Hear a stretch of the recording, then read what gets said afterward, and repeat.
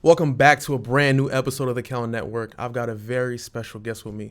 My dog, my brother, Jude. How you doing, bro? My man, it's been a minute. You feel me? Chilling. Long time no see. Long time no see. Last time we saw each other was like graduation, like around that time. So Man, like a week ago. I feel like the days are just blending together. But yeah, graduation. It's been a minute, my boy. Yeah. And that speech you gave was impeccable. I ain't gonna sit here and lie. I appreciate that, bro. I feel like I just spoke from the heart. Yeah. I feel like a lot of people tend to you need to give your experience back to everyone else. So I just felt like I just did what I had to do. Yeah. You hit him with that l'école, l'église, la caille. You know the 3 L's, man. You just got to know them. Shout out to my Zoes. 100%. And for those of you who don't know, l'école, that means school, l'église, church, la caille, home. They don't want their children just roaming the streets out and about all day, so they prefer to have their kids, at work. I said at work, at school, at home, at church, and that's how it needs to be. But take us through like graduation. You getting ready for that speech. How was that like? Man, I feel like with my college experience, I feel like I really was just moving from place to place and I've always kept myself busy in my college experience. So at one point, I remember I was talking to one of the people that work in DMC, China Heart, and she was like, so graduation's coming up and you got to put in a speech if you want to speak at graduation or Kente. And I was like, when does that due? And it so happened that it was just like, oh, you got to get that in by Friday. Mm-hmm. We're talking, it's Wednesday at this point. I'm like, oh, goodness. And so I'm just focused on my school, my extracurriculars and stuff like that I forgot that graduation was even a thing. Like, it was Same. It was like 2 weeks away. So I'm like, oh, shoot, I really got to lock in and do all that stuff. Not to mention not even if I want to speak at graduation, really cap off my college. So originally you didn't want to speak at graduation? You just was like, man, I need to graduate, get out of here. No, I think I did want to speak at graduation, but I was so focused on trying to graduate that I didn't try and celebrate myself, such as trying to speak at Kente or even get my graduation photos together. Like, even that, like, it took me a while to even get that sorted out. So I think I was tunnel visioned on trying to get to the end rather than enjoying the process in the journey. So the 2 days it just took a lot of reflection here and there, but the reflection I had to do, it was well worth it because I was able to give a good speech at graduation. Hopefully it really influenced a lot of people. And it was a strong speech, and I ain't gonna sit here and lie, he actually did put in the work. I was coming out of a business class in a business building, right? And I see the homie Jude on the bench, like taking a nap. Now, mind you, it's like, I think it might have been like 6 o'clock, almost 7 o'clock in the afternoon. That just shows like the dedication, you feel me? He showed up to class to the very end and he put in that work. So Jude, what motivated you to go to Westchester University? Man, I think, to be honest, if we're being honest, I think it was very much the affordability. Originally, I grew up in Wilkes-Barre, Pennsylvania. So most of the time, most people probably know it as the Poconos. For the Poconos, it's more of a predominantly white area. And so from there, it's not an issue. I have most of my family is in Philly. But from there, it was just like I wanted to change a place. I wanted to go to a HBCU, just kind of give back to my community, just see what else I could do within that. Mm-hmm. So with those choices, I heard about Howard and I looked into Howard and it just felt like a good fit to me. Mm-hmm. I applied, I got in. I got a pretty decent scholarship at first, but unfortunately, it was just still out of my price range.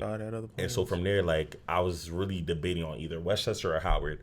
And so from there, I talked to my mom that same day. I was like, yo, Mom, like, I really want to go to school, but I really don't have the money. And then she was like, Jude, anything for you, like, I'm going to figure out a way to be able to get you to go to that school. I'm going to pay it. Knowing my mom, like, she would give the clothes off her back for me. She and I already know her financial situation. Mm-hmm. From there, the choice was already known because I couldn't let my mother do that. Mm-hmm. So I took matters into my own hands, went to Westchester. It was bittersweet because it wasn't the top school I wanted, but then I knew I was like, I can make myself fit in wherever, and I'm going to try and blaze that path. Mm-hmm. And the moment I got to Westchester's campus, I don't regret that decision at all because, hey, man, like, the moment I got there, I just tried to get involved in different aspects. And from there, honestly, I think it was a better decision than Howard. So okay, I like that. I like the, brutal honesty. Originally, you wanted Howard, but God was like, I need this feat. For sure. And I felt like you had a big voice at Westchester. And sometimes when you're at a very big school, when you're at like a Penn State or a big school like that, it's hard to navigate and, get to the top. Yeah. You got to the top, pretty effectively at Westchester, I would say. Mm-hmm. So I think, God was definitely looking out for you. What do you think one big misconception is about Greek life? Let me think about that one. I feel like there's a lot of different misconceptions about Greek life. When I originally came to college, I was not interested in even joining Greek life. I think in movies and TV shows, you tend to see different people try and join Greek life, and it's not what it's all panned up to be. All that you see is different parties or different things maybe you shouldn't be partaking in. Extracurricular activities you shouldn't be doing, you know? And from there, I just felt like if I was ever going to partake in just anything of that nature, I don't need a fraternity for that. Nah, But you don't need to pay dues for that. Yeah, like I don't need to. There's bums doing that for free. You feel me? Right. So from there, I was like, I didn't come to school for all that. But I also still looked into it. I don't write anything off like right away. And so from there, when I came to Westchester, I saw Alpha Phi Alpha Fraternity Incorporated on campus, and I loved the bros on the campus, on the yard. I started looking into it because they always tell you, like, do your research. And yeah, I did my research and I looked into it. And so from there, I saw just how they were so community service oriented. There's a saying, they say, we party hard, we stay up late, but most of all, we graduate. And I found that to be a really cool saying. And I was like, wow, that's so interesting. And I really did my research. And Alpha was the first Black Greek letter organization. If you think of the notable alumni, you got Martin Luther King Jr. He was Alpha? He was Alpha. Stop playing. Yeah. I never knew that. Yeah, so he was the Alpha.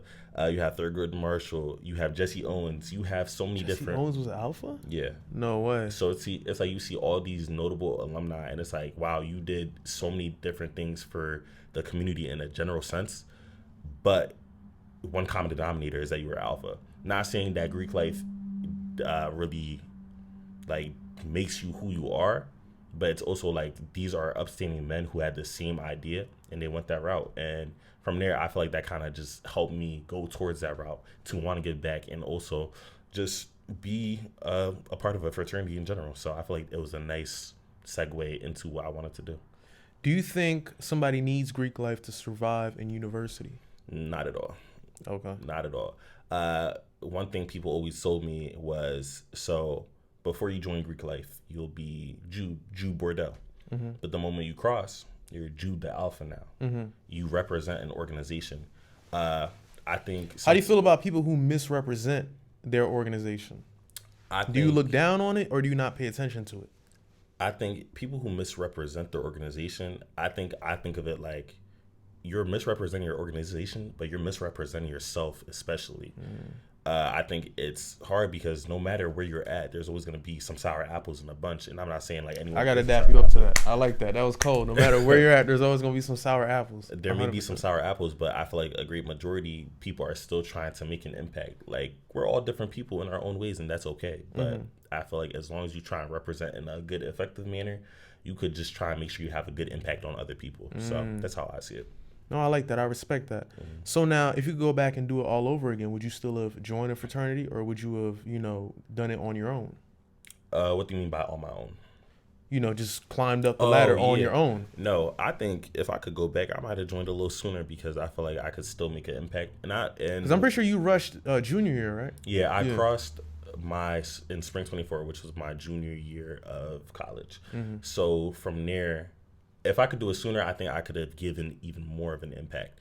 But I don't mind it because when you join a Divine Nine organization, that is for a lifetime. So you could still always be a part of an alumni chapter or still give back to the chapter that you crossed at. So I'm never too upset. I'm never too worried because the real work begins after you graduate. It's not like it never ends. So I know I could do more in the future, and that's what I plan to do. 100%. What would you say is like your favorite memory from being in that fraternity? I think my favorite memory is really just being a part of just different step shows or just the spontaneous moments. Like, okay, like right after the Kente, just even right after the Kente. Yeah. By the way, I had that joint blocked off. Like me and my mom was trying to get through. I'm like, what's going on? No, and it's just stuff like that. Like you have people that you spent 4 years with, or not even just 4 years. Like I've known my line brother. Like we just crossed. It's been a year. I feel like I've known them for a lifetime. You don't get that a lot of places, and I feel like with genuine people or just even different fraternity members, like people you really resonate with, it's a different feeling. So it's just like I feel like my favorite memories is just bonding with my line brothers or my other frat brothers on the yard. So yeah. So now segueing over to 3 tips that you would give to somebody who's just now about to go to university. What would you say is 3 tips to effectively dominate and enjoy your experience while being at college? I think 3 tips I'll give to someone just trying to come to college. I think really just lean into every opportunity that you can have, because truthfully, everyone's gonna be nervous coming into college. Heck, even I was. Even people be like, Jude, it's just so natural for you. Like, it was it. Sometimes behind closed doors, we don't know what everyone is going through, and so from there, these 4 years, it allows you to lean into every opportunity. Like, for example, I started out on the track team. I understood that wasn't a good fit. Oh, you was for on me. a track team? I was. When I first came in, I was on the track team. I did sprints. No way. Yeah, did the 100, 200, 4x1, 4x4. Yeah. Did that for about a year, but I realized that was my identity in high school. I didn't want that to continue to be my identity. Yeah. So from there, I pivoted. I just joined different organizations such as Black Men United, or for my major, I joined this investment group my freshman year, or I even was an orientation leader. I was an RA, among many other things. So I literally just tried to go to every single thing, see if I could make an impact, see if I could take some things and learn from that. Yeah. And from there, I just pivoted and kind of whatever I liked, I just kept, and whatever I didn't like, I just took a step away from. But I feel like college is really for you to figure yourself out. So what didn't you like? I don't mean to cut you off. What didn't I like? Because listen, we got to be brutally honest on the network. Brutally honest, I think my least favorite engagement, least favorite, but I still liked it. Being an RA took some time out of my hands at times, because I feel like it's a big time commitment in certain instances. So, like, for example, like, you need to be on duty certain days and stuff like that. And so sometimes you may want to go out, you may want to go to dinner with friends, or you may want to go to some party, or you may want to go somewhere else, but you can't because you're on RA duty. Or you get a call in the middle of the night like, oh, yeah, I'm locked out and I just got out the shower, or I'm just sleeping, but I need to go make sure they're cool. So it's like stuff like that. But what's the craziest call you've ever gotten? You don't have to share it because it might be personal. I just think the craziest call that I've ever gotten, it hasn't been nothing crazy, but it wasn't a call. So I remember I was in the dorms, right? And then I got a knock on my door, and it was just like some resident just scared and just about different situations going on. And it was just like, I was half asleep. I had my do-rag on, but in that instance, I had to wake up and really like lock in, because if they're scared for a certain reason, I need to make sure that they feel all right in that situation. So they were scared like somebody was gonna like come hurt them or something like that? I guess just like, just not safe in their own space. Oh, okay. So from there, it was just like, okay, like, we got to figure out what we need to do, whether it's calling public safety, or if you need me to stay with you, or just make sure the whole situation is cool until we get the situation resolved. So okay, yeah. Okay, so the trade-off was, you getting your rent paid for while you was at college because you did the RA. Yeah, different schools do different things. Like, maybe it would be room and board, or you get a free meal plan. So when I was at Westchester, I got free housing. So that was definitely a nice trade-off. But even then, I think even though there is negative aspects in certain aspects, it allowed me to really be a beacon in the community, because, for example, I started being an RA my second semester freshman year just because they enjoyed like me and just who I was and how I had the interview. So from there, I was able to be a beacon for incoming Black students in general. So it was like, okay, cool. Like, my RA's Black. Like, if he's in this position, I could do this. Or, oh, he's able to handle this, I could do this as well. So it's always just like a good thing to see someone who looks like you in higher positions. So that's something I always liked. I always like connecting with different people and whatnot. So it was just always a nice thing. Okay. All right. So you were very perceptive of your environment, you would say? Yes. Yeah. 100%. Now, pivoting over to stress management, because stress is a big thing in university. I'm going to give I want you to give 2 tips on stress management, and I'm going to give 2 tips to the people. Go ahead. I think stress management for me, to keep track of everything that I've done, I have a Google Calendar. Everything is like color coded. Like, if one of my friends is like, yo, Jude, like, let's go hang out, it would be like, yeah, I gotta like check my calendar real quick. And they're like, Jude, you gotta fit me into your calendar. I'm like, yes, I do. Like, respectfully. Structure. Yeah. So if I don't have that structure, if I don't know what I'm doing. Did being an alpha teach you that? No, this was even before I crossed, because I crossed my junior year, but I was well involved before even becoming a fraternity member. Like, even freshman year, sophomore year, being a student athlete, you need to know how to do that.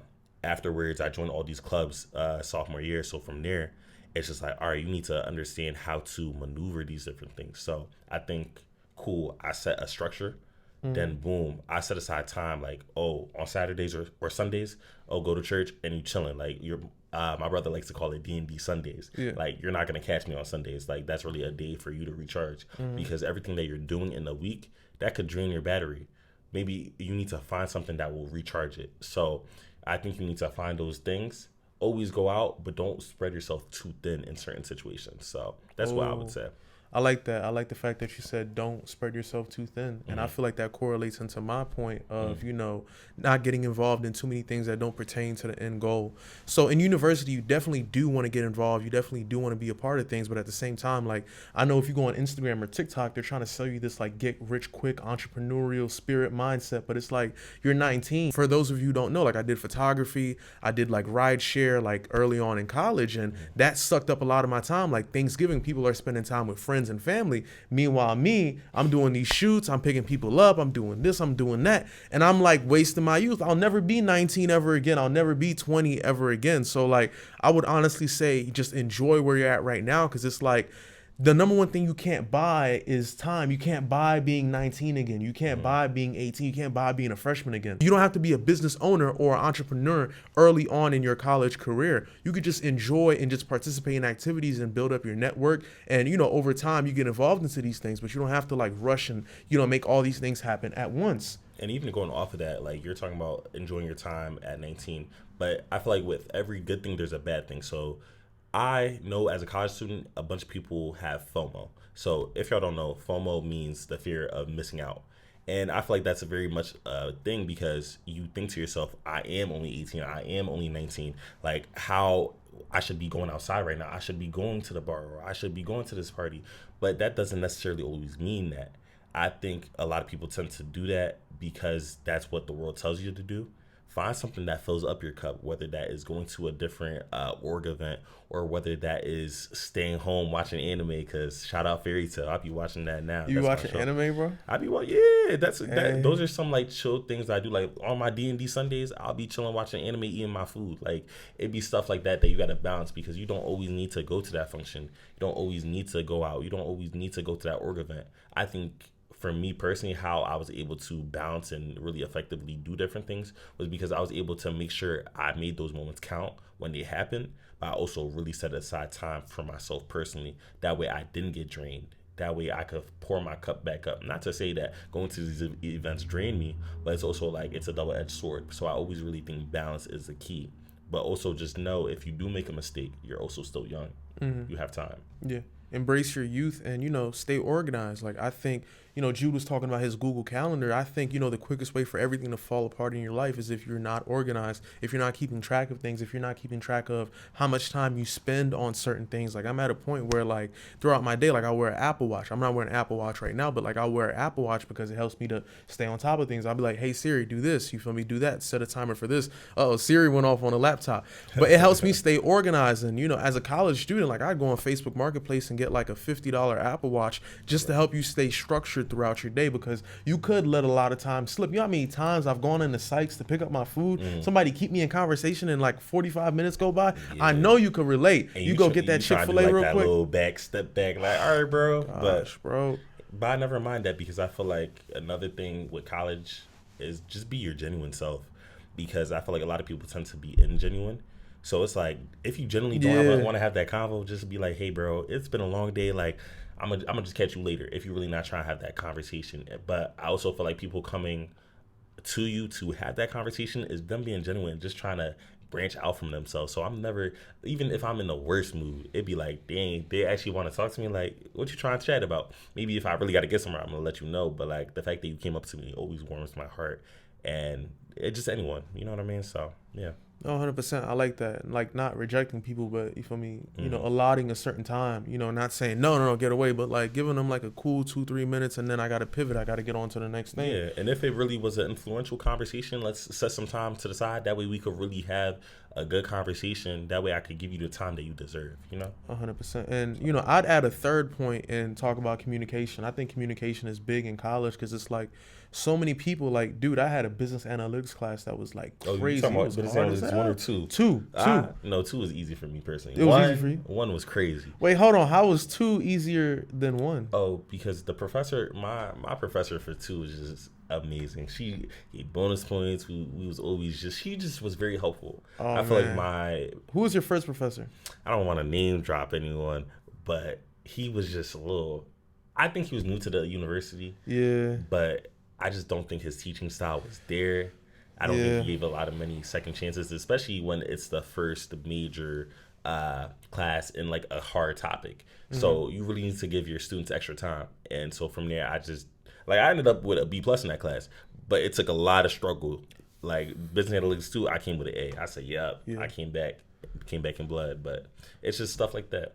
No, 100%. I had to take business analytics 2 as like a requirement to graduate. Yes, yeah. When I first started that class, I'm like, man, this class is hard as hell, man. But then I spoke to my professor, I spoke to my advisor, and they gave me some tips on how to pass. They were like, hey, we got these videos. I never even knew about it, but they sent me like videos. Hey, if you watch these videos, here's a step-by-step tutorial. Here's the formula on how you could get the homework done. So I watched the videos, rewatch.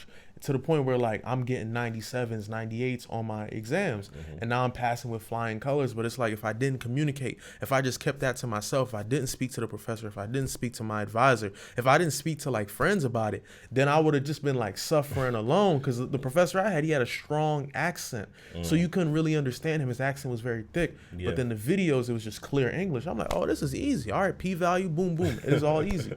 Yeah, no, I feel you on that. And I feel like communication is definitely very big, just in a sense, because another tip I would have is just office hours. I think if you get close to your professors, that is really just a big indicator with what could take you from a C to an A. Like, for example, like I'll shout out my one professor, my one accounting professor. His name is Matt Frankel.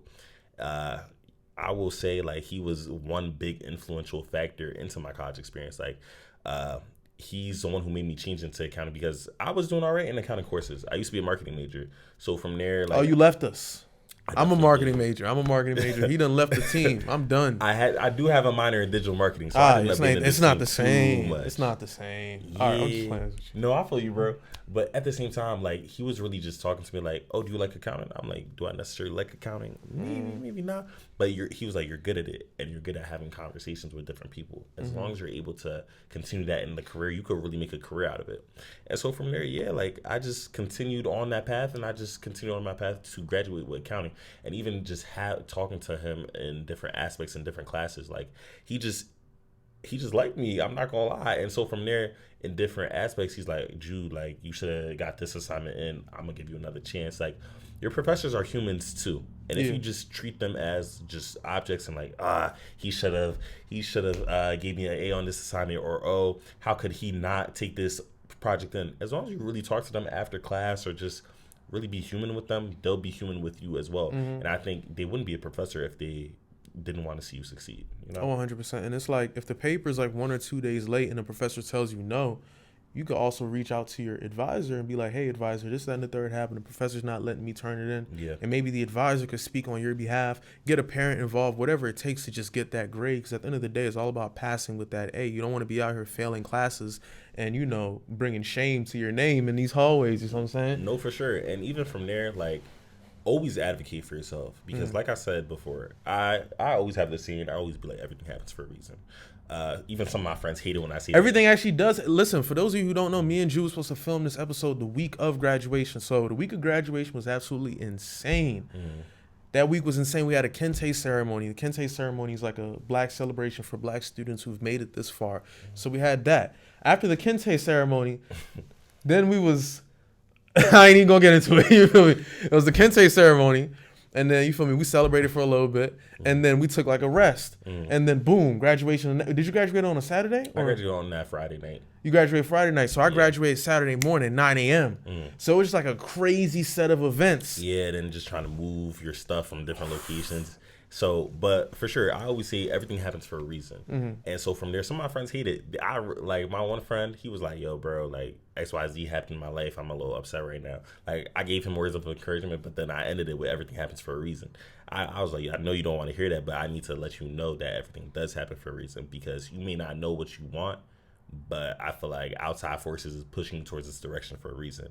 And so from there, it's just like, you need to keep that mindset in everything. And so always advocate for yourself. Like, let's say you believe that you were supposed to get a better grade on that. Nah, like, talk to your professor. Or if someone is talking to you in a different sense, kind of crazy, defend yourself. Like, why are you talking to me like that? Like, I think there's always a chance to defend yourself, because people don't know what you got going on. That goes into the sense of communication. Communicate with them. but also defend yourself in that aspect. So, 100%. Yeah. 100%. And know when to transition, know when to pivot, you know? And some people, they might be pursuing a degree, they might be pursuing an art degree, but in the back of their mind, they're like, man, like, I don't know if this is going to actually earn me $1 after graduation. 'Cause that's a real thing. We celebrate graduation. We clap, and then about a week, you know, people, hey, what job you got lined up? So it's like, you don't want to be that person, like, 8 months down the line, you like, because that celebration, that welcome, that, hey, like, your family celebrating you is going to, like, phase out real quick. Right. After a few months, people going to be asking, where's the result? I believe in my mind that I have a decent amount of financial literacy. In that sense, people always jokingly say, like, Jude, you got like 5 jobs. I'm not gonna lie, I definitely do like be having 5 jobs. Like, I'm usually during the school year, I would serve on the weekends. I would, in addition to that, in Westchester. Yeah, like I would work at Nudi's Cafe. It's like a little brunch spot, or I would work at the Cheesecake Factory in King of Prussia, or even. So you drive all the way to KOP to work? Yeah, like sometimes, but I don't. At the moment, I don't have these jobs at the moment. But like during the school year, these are some things I would do. But from there, I would serve on the weekends, or I would work at Psych Student Union as a building manager, or I had a marketing internship. I would run the Westchester University's Instagram page, or I would work as a peer mentor for the Dowdy Multicultural Center, just among many other things that I did. So from there, I had different sources of income coming. So from there, I would try and balance it out, and I would see what expenses, because I paid for my own school with the help of my mom, but I wanted to take most of that. And so from there, I would pay for my school. I would figure out how I'm gonna do that. Or so you paid for school while being in school? Yeah.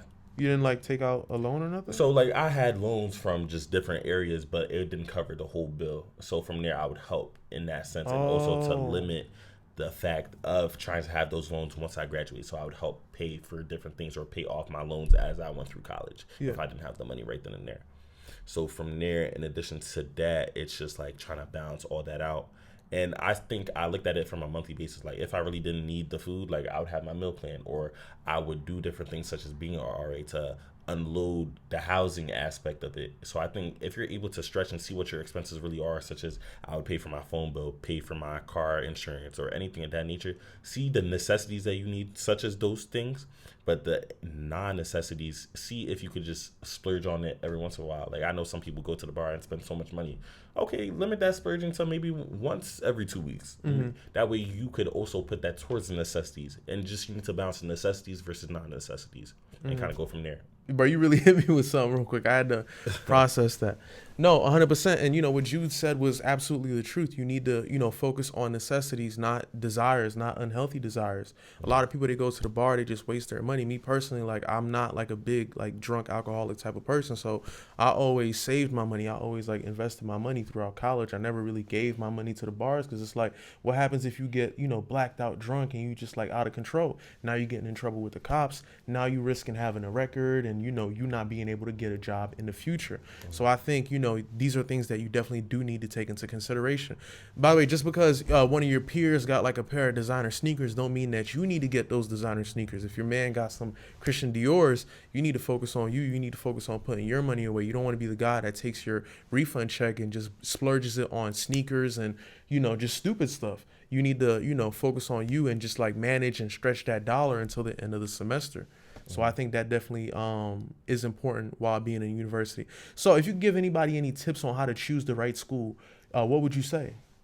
I'll be honest, on my portion, I just think you need to figure out what's right for you and just kind of do your research a little bit.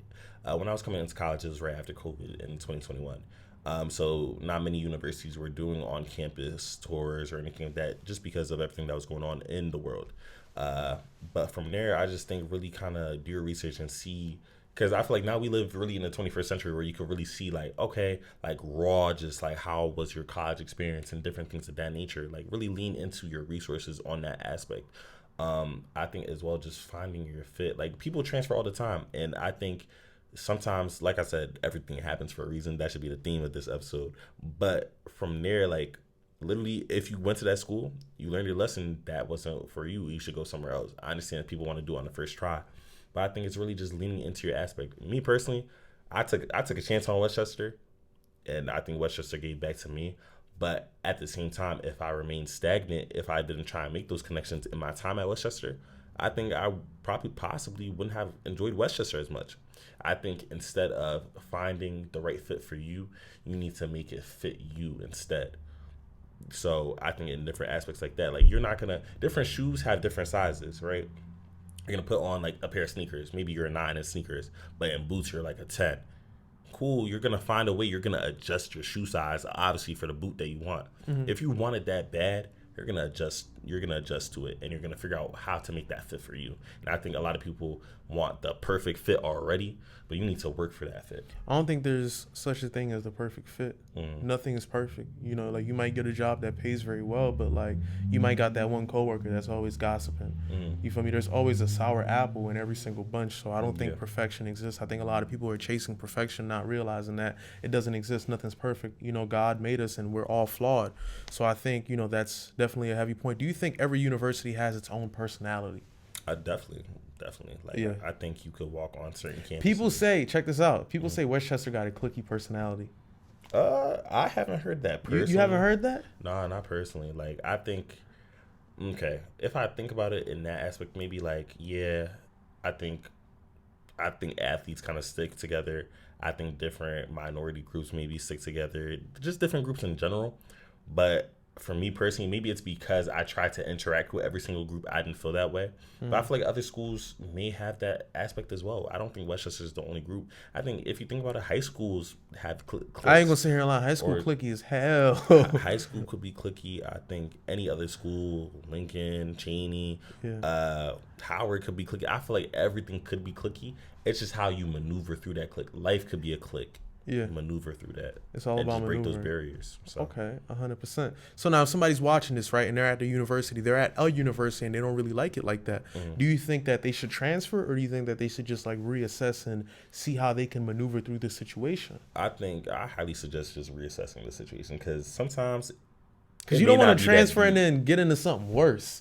That's the worst situation to be in. Like, you leave one situation, you think this is awful, and then you get into something that's 10 times worse. No, for sure. I think you should, depending on the situation, reassess the situation, because from there it could really just be a miscommunication, and even in that sense, and even in that sense, I'm thinking to myself, like, was it really that deep? Like, I really, like, this is how I take conflict. If I'm mad about something that night, I always tell my friends in the conflict, like, yo, I'm upset at you at the moment, but I'll talk to you again in the morning, because it really may not be that deep. I kind of know myself. I might just be a little hangry right now. It's the same thing with the university. Just think to yourself, was it really that deep? And if it was that deep, maybe reassess if that's something you should change. But if it wasn't, like, I think we could really maneuver. And now you know not to interact with that person or go to that place or even do different things in different aspects. Like, just reassess it and maneuver. I always say recycle negative energy into positive energy. You could easily do that in any aspect. So just think about that before you make the ultimate decision. No, 100%. I agree with that. I think people are too quick to transfer. It's like, did you get involved in all the activities? Were you involved in the organizations? Or did you just, sit in your dorm all day and think about different situations that didn't pertain to you? So it's all about getting involved. If you got involved, if you joined like a Greek life, if you got involved in all these clubs, organizations, and you still felt like this is not the right place for you, then 100% by all means, transfer. But if you didn't give the school a chance, if you didn't give it a shot, if you didn't take advantage, then you should 100% like reassess. All right, maybe, because I know at Westchester University, there's South Campus, and like people are spread out. So let's say you're coming into the school, right, and you live on South Campus. South Campus, we both know South Campus is dry as hell. It's dry.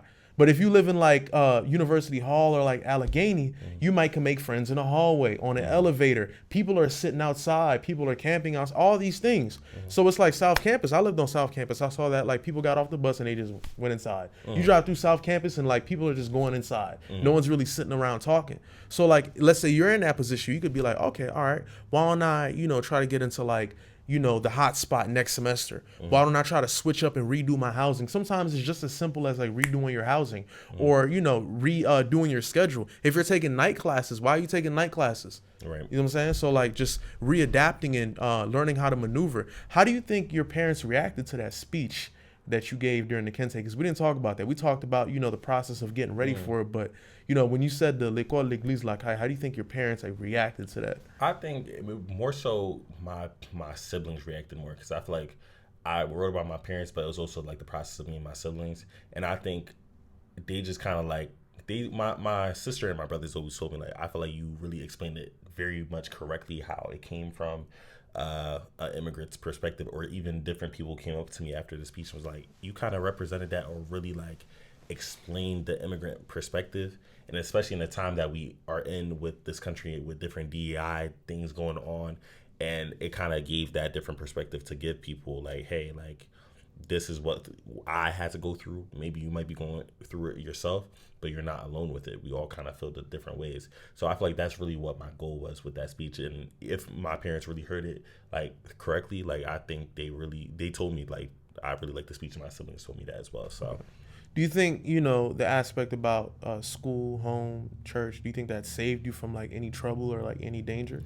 I think in my perspective, like, it was always like a guideline, but I'm a person who wants to live through something to really understand it. Like, Yeah. I always ask people, like, why? Like, in my studies, like, when I was doing algebra or something like that, I'm like, why does y equals mx plus b? They be like, it just equals that. Like, and I'd be like, why? Like, come on. Who made now. it up? Who made it up? Yeah. Y equals that. Yeah, like, Yeah. for real. So it's just like stuff like that. I always want to know why. Like, why shouldn't I touch the hot stove? Psh, oh shoot, that hurt me. Like, okay, I shouldn't touch that no more. I think sometimes you need to understand, like, the different consequences that go into different things, or maybe you did something in your aspect, in your way, but I could do it better, and maybe that situation worked out effectively for me. So I think it was always a guideline, like, hey, these are like the default, but I always like to change the settings a little bit and maybe figure out something for myself. So. No, 100%. When you said that, my mom, she was in the crowd. She laughed, like, Oh, and really? you know, like, I thought back to my early childhood, and I feel like, you know, always focusing on school, focusing on church, you know, being protected at home. That was really good for me. I ain't gonna sit here and lie. I'm happy that at like 8 years old, I wasn't out and about just roaming the streets. That's not right for an 8-year-old to just be running around getting into mischief. That's not good. So I think that Haitian way of being brought up, I think it's really beneficial, and I think it's good for like a, you know, growing child, growing kid. Do you want to start your own real estate agency, real estate firm? How do you want to, you know, pivot and dominate in that sphere? To be honest, to be determined on that aspect. To be determined. I feel like I said, I was so focused on so many different things in college that it was like, I'm gonna focus on this for now. I know the route I generally want to take, but I think now that I'm graduated, that this time period in between now when I start my full-time job is really when I'm gonna figure out certain things. And I think that's the beauty of life. You could take life however you want to, or however you need to. Just take the time and go from there. Certain people go from graduating, they take a gap year, then they go to law school, or they take the time and go to med school. I think the fact of the matter is we have a lot of autonomy in our life. We just need to know how to utilize that and balance that and just put it in an effective manner. And I think for now, that's what I'm going to do. And we're going to figure out how to dominate that field. But for now, we're just going to try and figure it out. Taking it one day at a time. Yeah. I respect that. I like because that. you never know if the next day is promised. So if you're thinking so much about the next day, what you're happens not enjoying today. Yeah. Nah, like, you should always have a plan and set, but also know to enjoy that same moment. No, 100%. I respect that. And I think, you know, while we're talking about real estate, post-graduation, having multiple streams of income is very important because, you know, once you're crossing over into that 6-figure ballpark, you want to, you know, diversify your portfolio. You don't just want to have all your money in one place. So diversifying that portfolio is very, you know, imperative post-graduation. You don't want to have $120,000 just sitting in your bank account. That's just not smart. So I think you bringing that up, you know, reminded me to get back into real estate. Because I actually, you know, was thinking about that all summer. Me and Junior was on the phone just talking about rental properties. But I kind of like pivoted away from that because I was just focused on the podcast. So the real estate market is definitely something that I'm going to have to, you know, check back in on. Because the stock market been crazy with the tariffs and things like that. No, but 100%, Jude. And, bro, what I like about you is you're sharp and you're very perceptive. You know how to read the environment. You know how to read the room and different people that you're interacting with. So before we end this episode, before we, you know, transition to something else, I want to know, Jude, if you could do it all over again, matter of fact, if you had a younger brother going into Westchester, what would you tell him? What would you tell your younger brother? Your younger brother's about to go into Westchester. What you going to tell him? Just live. Like, I think I took my path in Westchester and I just ran with it. Like, for example, like different organizations I'm in on campus, like if you want to join that, join it for you. Don't join it because you saw Jude do it and you want to be successful like Jude. And not even saying I'm successful, but you see what Jude is doing. I want to do what Jude is doing. Don't do it because of that. Just live and see if you're really passionate about these different things. And that's why I say just try different things. And once you figure out the thing that you want, just lean into it, and it's gonna go from there, and it's just gonna take off. And it's just so exciting to see so many different people be successful. Like this weekend, I had my brother's birthday party. I had like 3 graduation parties to go to, but everyone did so many different things that it filled my heart, because it was like, dang, we're all being successful in our own ways, and we all took different paths, but somehow God and just being together just brought us together. You know what I mean? So it was just like an amazing thing to see, and I know other people could do that as well. So I guess that's why I take different perspectives in, because I love to see everyone come together to the same finish line. But how did you get there? That's up to you. No, 100%. And it's beautiful how God, manages to bring certain people together. Y'all wouldn't even know how many times I ran into Jude in the business building. But there was a certain point where every day we're running into each other. Yeah. By the elevator, I'm dapping Jude up. Sykes, every single day. Like, I'm just running into him every single day. I'm like, yo, I got to have him on my podcast. Because it's like, out of everybody, like, I don't even see my close friends that much. Every single day throughout the school year, I'm seeing Jude. I'm like, all right, this is a sign from God. I need to have the homie come on a podcast and talk and speak. So now, Jude, 5 years from now, where do you see yourself? 5 years. I think 5 years I'll be established, or I hope, and I pray to God that this happened. Actually, I pray to God that I'm well off, but at the same time, whatever happens, like I said, everything happens for a reason. But I can see myself just being established in whatever career route I take, having numerous flows of income, but also kind of just traveling and just enjoying myself, and then just going from there and just trying to influence other people in like the next generation as well. So yeah, 100%. You taking it one day at a time. You trust in God, and that's all you can do. Yeah, man. But overall, guys, thank you for tuning into this very special episode of the Kell Network. I had my brother Jude on the show. Thank you so much for having me, man. 100%. We gave y'all some great tips on how to navigate, how to survive college. And overall, guys, thank you. I appreciate it. I will, have a link down in the description below to my Instagram, Jude's Instagram, all of our contact information. Overall, guys, thank you for tuning into the Kell Network. I'll catch you on the next one. I'm out. All right, see y'all later.